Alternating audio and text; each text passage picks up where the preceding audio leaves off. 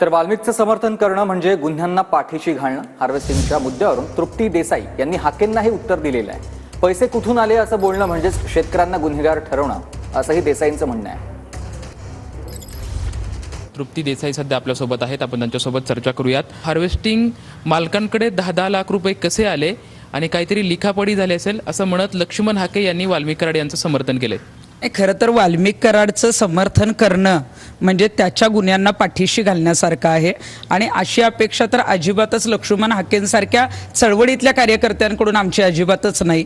हा राहिला हार्वेस्टिंगचा विषय. हार्वेस्टिंगच्या संदर्भामध्ये शेतकऱ्यांची जी फसवणूक झालेली आहे, तर त्या शेतकऱ्यांवर जो अन्याय झाला, त्या शेतकऱ्यांकडून जे पैसे उकळण्यात आले, त्यांना जी आश्वासनं दिली गेली ती पूर्ण केली गेली नाहीत आणि वाल्मिक कराडचा जो आहे तो एक मोठा दबाव त्यांच्यावर होता. आणि आता अशा केसेस झाल्यानंतर मनमोकळेपणे ते शेतकरी जेव्हा रस्त्यावर उतरलेत, आवाज उठवतायत, त्यांची फसवणूक झालेली सांगतायत, तेव्हा त्यांच्याकडे कुठून पैसे आले त्यांची चौकशी करा म्हणजे अशा पद्धतीनं सांगणं म्हणजे शेतकऱ्यांवर जे आहे ते प्रश्नचिन्ह निर्माण करणं आहे. शेतकऱ्यांनाच गुन्हेगार म्हणण्यासारखं आहे. त्यामुळे शेतकऱ्यांना न्याय मिळाला पाहिजे आणि वाल्मिक कराड सारखी बाजू लक्ष्मण हाकेंनी जरी ओबीसींचं आंदोलन सुरू केलेलं असलं तरी सुद्धा वाल्मिक कराड सारख्या गुन्हेगाराची बाजू अजिबात त्यांनी घेतली नाही पाहिजे. शेतकऱ्यांच्या बाजूने उलट आवाज उठवणं गरजेचं आहे.